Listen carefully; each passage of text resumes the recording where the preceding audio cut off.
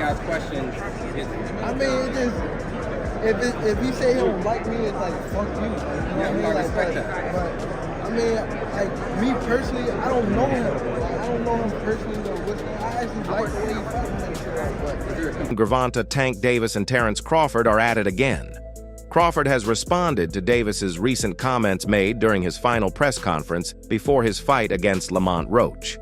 When asked about Crawford's statement that he doesn't like him and whether they could become friends after their boxing careers end, Davis had this to say. I say like he's a scumbag. It's like he's a great fighter. Sometimes he can be good, but it's like it's always I'm this. I got from this is that he's just a hater. He doesn't know me as a person, yet he says he doesn't like me. He doesn't know me, and honestly, I don't give a damn about him. Damn him and damn everybody with him, but one thing you can trust, GervontaDavis won't hold back. The Baltimore native fired back at Crawford with even more intensity than Crawford had initially aimed at him. Many in the boxing world believe that putting on 14 pounds to face a tough Mexican opponent, one known for having one of the best chins in the sport, might be too big of a challenge, even for someone as skilled as Crawford. When people, what I got from that is he's a hater. You don't know me as a person. Let's say you don't like me. Like, you don't know me. Like. Speaking to Fight Hype about the matchup, Bud Crawford emphasized that one of his main motivations was to challenge himself and make history. I want to challenge myself. Canelo is a great fighter, an all-time great, one of the best to come out of Mexico. I'm one of the all-time greats, so why not? Why not put it to the test? History is made by taking big chances, and big chances bring big rewards. I'm chasing that big reward. However, during a recent media scrum promoting his own world title defense against Lamont Roach Jr. this weekend, and I don't give a fuck him. Everybody that cool with him, I mean, with him. Same question for you. You're a proud father. Knockout artist from Baltimore then went on to give a partial breakdown of the fight, but quickly veered off on a tangent, implying foul play on Crawford's part due to his affiliation with Victor Conti's Snack Nutrition. He needs the money for sure, I'm telling you. He's a good fighter, no doubt. I'd even say that smaller fighters are often better than bigger ones because they know how to move. But didn't he get clipped by Yuriorkis Gamboa, right? So how the hell is he looking this strong over the past year? He hasn't been getting clipped or anything. That's that snap. If I'm easy work, I heard him say I'm easy work. If I was easy work, well, you know, you would take all that money that he's offering you. But yeah. With Davis clearly not in favor of the Crawford versus Canelo fight, his coach, Calvin Ford, has also shared his thoughts on how the matchup might unfold. The debate over who would win between Canelo Alvarez and Terence Crawford continues to intensify. The fight would be one of the biggest in boxing, featuring two pound-for-pound greats. However, it would require Crawford to make a significant jump in weight. GervontaDavis's trainer, Calvin Ford, recently spoke with Fight Hype. Terence Crawford, Canelo situation, do you think that's a fight where they could get to a weight that makes sense? Do you think that the weight would affect Terence Crawford? I mean, Canelo is the king. Whatever he say, you know what I'm saying? Canelo is the king. It's a good fight, and I'd love to see how it plays out. Canelo has been making smart moves in his career. Also weighed in on Crawford's last performance, where he moved up to 154 LABs to defeat Israel Madrimov, but failed to secure a stoppage. It was his first fight at that weight, so you can't say he didn't carry his power up. He just had to make adjustments. It's like when Benavidez moved up in weight. It's all about making the right adjustments. I hope Terence Crawford gets another fight at that weight to prove it. I'd like to see that fight, the outcome of it, you know what I'm saying? And then watching Canelo been making some good moves, you know, as far as fights and whatnot, you know. So concluded by explaining why he believes Crawford is pursuing a showdown with Canelo. Terence is a bad boy. He's moving up because he wants this fight. He's not getting any younger, and he's doing everything he needs to cement his legacy. Crawford, who recently stated in an interview that he dislikes Davis as a person, will likely respond in the coming days.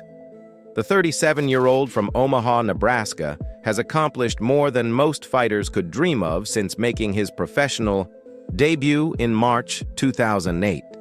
His achievements include winning world titles across 4 weight divisions and becoming the undisputed champion at both super lightweight and welterweight.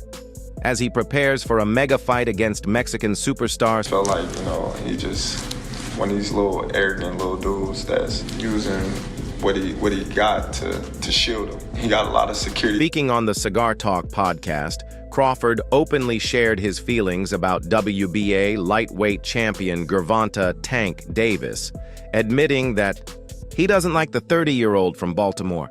"I just really don't like that dude. Like, I really don't like him. I don't like anything about him. I just feel like he's one of these arrogant little dudes who uses what he has as a shield. He's always surrounded by security guards and he knows he's in the limelight. But in certain situations, he wouldn't be acting like that."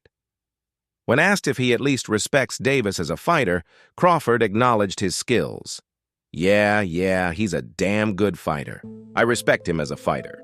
He's got skills, power, and tremendous boxing ability. But when it comes to his core personality and the way he carries himself, nah.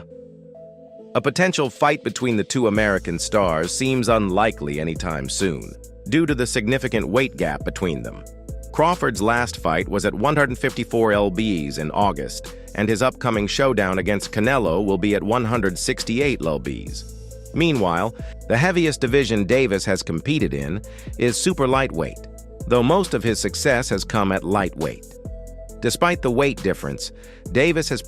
He's in the limelight and stuff like that, but in certain situations, he wouldn't be acting like that. Do you like him as a fighter, though? Yeah, he's a damn good fighter. Yeah. But, his core personality and his way... WWE 8 Vasyl Lomachenko currently holds the IBF title, while Shakur Stevenson is the WBC champion. Meanwhile, Keyshawn Davis recently claimed the WBO belt with a brutal body shot knockout of Denis Berinchik on Valentine's Day. Crawford was in attendance to watch his training partner Keyshawn dismantle Berinchik and later told Fight Hype that he believes Gervonta "Tank" Davis wouldn't fare well against either Keyshawn Davis or Shakur Stevenson. "Tank knows what's up," Crawford said. "He knows what he's up against if he fights Shakur or Keyshawn. He wants to fight guys that the whole world knows won't truly challenge him. They aren't mentally there." And what champ? Come on, man, tell me what belt. You know boxing. You forgot Devin Haney is undisputed. Devin Haney got all the belts. He the champ. Nobody else the champ. I'm gonna come up here where the big boys at. All right, I'll welcome. Be real. Davis's record speaks for itself. With 30 wins and 28 knockouts, he has left a trail of beaten opponents in his wake, including names like Ryan Garcia and Frank Martin. But Lamont Roach isn't concerned with statistics. Instead, he's focused on neutralizing Davis's advantages, one punch and one mental edge at a time. He understands that Davis thrives on breaking his opponents down mentally before delivering the finishing blow. However, Roach plans to flip the script by staying composed under pressure and sticking to his own game plan rather than reacting to Davis's every move. His motivation for this fight is crystal clear. It'd be like, I don't know, it'd be little clips like you see how man him was talking and then somebody else talked his crew. That's what get me up. That's what make me I always want to prove to somebody that I'm And the fact that after I win, my life and my family's lives will change drastically for the better. It's a simple but powerful statement. Lamont Roach isn't just fighting for himself. He's fighting for his family, his city, and the respect he feels has long been denied to him. He knows that beating Gervonta Davis would be a career-defining moment, elevating him from a solid champion to a household name. In camp, Roach has been pushing himself harder than ever. His sparring partners have been carefully selected to mimic Davis's style, throwing everything at him: speed, power, and relentless aggression. But Roach has been holding his own. The focus has been on movement, defense, and keeping the fight in the center of the ring.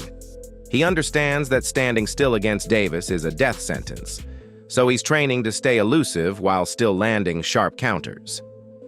His father, Lamont Roach Sr., has played a crucial role in keeping him mentally locked in. A no-nonsense trainer, the elder Roach ensures that outside noise doesn't seep into their gym. Every training session is about preparation and improvement, not distractions from the media or fans. It's all about staying grounded and sticking to the game. Planned psychologically, Roach knows he must stay in Davis's face. I'm not looking at Lamont the way that everybody else look at Lamont. Like I know Lamont is a really good fighter. I'm not. This ain't no Frank Martin. That's all I'm gonna say. Yeah. It's a real good. Plan is simple. Stay calm, stay sharp, and show Davis that he's not intimidated. If Lamont Roach can do that, he has a real shot at breaking down the mental and physical barriers that Gervonta Tank Davis typically builds around his opponents. Meanwhile, Davis has been stirring up confusion with his unpredictable behavior. In recent months, the Baltimore native has made eyebrow-raising statements about his career, leaving fans uncertain about what's next. The chaos began on Christmas Eve when Davis dropped a bombshell that sent shockwaves through the boxing world. Out of nowhere, he claimed that his highly anticipated showdown with... Talk to me about the mental preparation going to this fight with Lamont. Fans, they kind of sleeping on Lamont, but you know Lamont's fighting style. Y'all fought. Yeah, people don't know him, but Lamont is a good fighter. Like he ain't no slouch. Like I fought him in the amateurs. Like naturally, fans jumped to conclusions, speculating that this might be yet another one of Tank Davis's infamous meltdowns. His unpredictability isn't new, but this time felt different. The timing was odd, and with no confirmation from his team or anyone else, it seemed like Davis was once again throwing a wrench into his own plans. But just when it looked like the fight might slip away, Lamont Roach and his father, Lamont Roach Sr., stepped in to clear the air. They issued statements reassuring fans that the fight was still on track for its scheduled date. The situation could have easily escalated into chaos, but both fighters managed to keep their focus on the upcoming showdown. Despite the brief confusion, the momentum never wavered. Now, both Roach and Davis are fully rematch clause, people, so get ready for 2 fights. But, yes, and after I beat him the second time, I probably would ask the WBA to let me go up to 140 and fight Riot. Roach, for his part, was just as baffled as everyone else when rumors of the fight's cancellation began swirling. While fans on social media were panicking, he refused to get caught up in the drama. During a recent Q&A session on his YouTube channel, Roach addressed the situation with his usual calm demeanor. When a fan asked him directly, "Why did people say the fight was canceled or that you pulled out?" Roach simply smiled before explaining his side of things. "GervontaDavis is like a wild card," Roach said. "You never know what he's going to do next."